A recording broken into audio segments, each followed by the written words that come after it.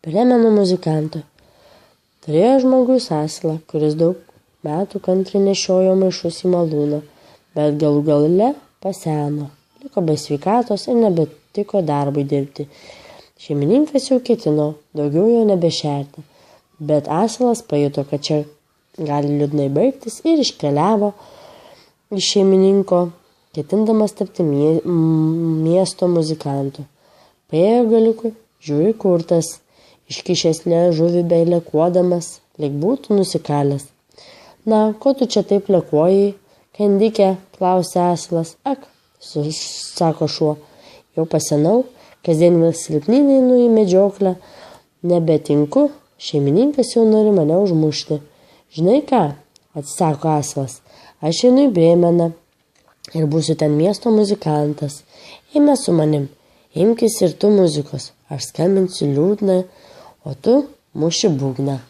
Gerai, sutiko šuo ir eina juodu toliau. Priėjo kiek, žiūri, katinas tupi. Na, kas taugi atsitiko? Senas kriaukly. Ai, kurgi čia nebūsiu liūdnas, kai bėdos iš visų pusių spaudžia, sako katinas. Ateina senatvė, dantis baigia atšipti, vis labiau traukia už krosnės patupėti ir pasnausti, negu eiti peliauti. Šeimininkė jau nori mane paskandinti. Eime su mumis į Brėmeną. Tu gerai nusimanai apie naktinę muziką, galėsi ten būti muzikantas. Katinui patiko pasiūlymas ir nuėjo draugė. Eina, visi trys, ogi žiūri, ant vartų gaidys betupys. Ir kad rėkia iš visos girklės. Ko tai baisiai rėki, kad net kūnas pagugais eina, sako asilas. Kas atsitiko? Aš išpranašavau gerą orą, sako gaidys, nes šiandien grabnyčias Marijai išskelbė kūdikėliui marškinėlius, o noriu juos išdžiovinti, bet rytoj sekmadienis ir ateina svečių, tai šeimininkė mane nori į sriubą įmesti. Na ką, tu raudonskiauteri, sako asilas, verčiau dėkis prie mūsų. Mes einam į Brėmeną, kaip ten bus, taip, bet vis geriau negu mirtis. Tavo gražus balsas, o kai mes visi užtrauksim, bus miela malonu klausytis. Gaidys sutiko su pasiūlymu ir visi keturi patraukė toliau. Ėjo, bet vieną dieną Brėmeno miesto pasiekti neviliojo. Priėjo vakare gyrę ir nutarė ten pernakvoti. Asilas ir šuo atsigulė po dideliu medžiu. Katinas ir gaidys pasirinko nakvynei vietą aukštai tarp šakų. Gaidys užplasnojo net į pačią viršūnę, nes jam buvo saugiausia.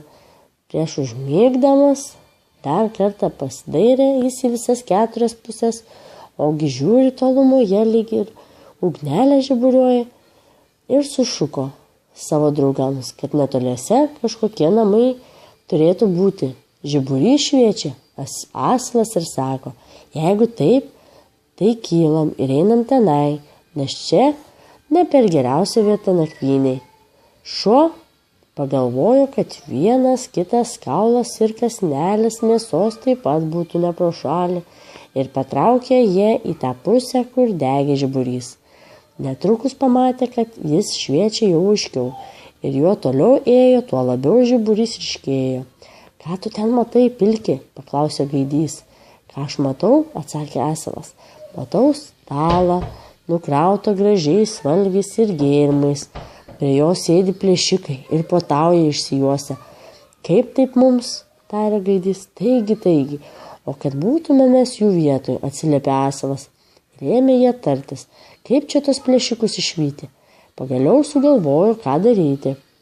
Asilas atsistojo, priekiniam kojom ant palangės, šoko ant asilui, ant nugaros, katinas užsilipo ant šuns, o gaidys galų gale užplasnojo į patį viršų ir atsitūps katinui ant galvos. Taip ir padarė. Paskui vienam davus ženklą visi kartu, kad paleis savo muziką. Asilas bliovė, šuo lojo, katinas kniaukė, o gaidys kakarekavo. Paskui, kad grius visi pro langą į vidų, net stiklas sudžirgėjo. Išgirdę tokį baisų riksmą, plėšikai pašoko nuo stalo, pamanė, kad čia ne kitaip, kaip vaiduoklis pasirodė, ir persigandė išsilakstė po girią. O 4 draugužiai susėdo prie stalo ir puolė šluoti, kas ten dar buvo likę. Šventė lyg nuo bado sieto nutrūkę. Sočiai prisikirtę, užgesino žiburį ir susirado savo vietą nakvyniai. Kiekvienas pagal savo prigimimą ir pripratimą. Asilas atsigulė ant mėšlyno, šuo už durų, katinas ant prieždos prie šiltų pelynų, o gaidys užlėkė ant skersinio pastogiai. Kai praėjo vidurnaktis ir plėšikai iš tolo pamatė, kad namuose nebedega žiburys ir viskas atrodo ramu, jų vadeiva ir sako, be reikalo išsigandom ir išlėkėm kaip akis išdegę. Ir pasiuntė vieną į namus pažiūrėti, kaip ten kas darosi. Tas nuėjo, žiūri, lyg ir viskas ramu.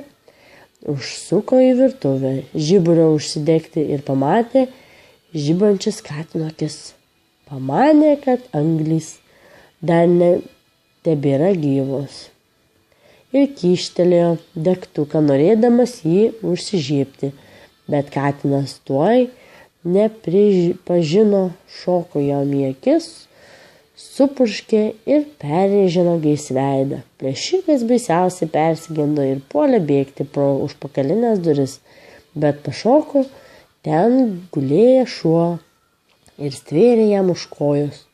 O kai spruko kieme pro mėšlyną, asilas dar smarkiau vožtelėjo pasturgalinę koją. Nuo to triukšmo pabudo gaidys ir kad suriko nuo skersinio kakarekų. Atlėkė plėšikas be kvapo savo vadeivą ir sako, oi, namuose sėdi baisi ragana.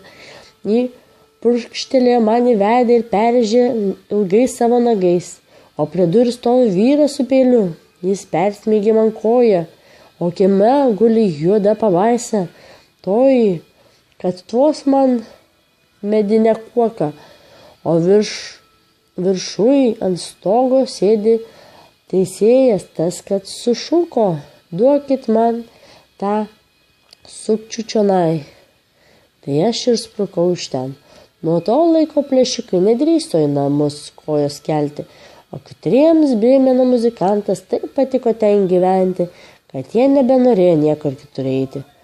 O kas tai papasakojo, tas viską pats savo akimis buvo regėjęs.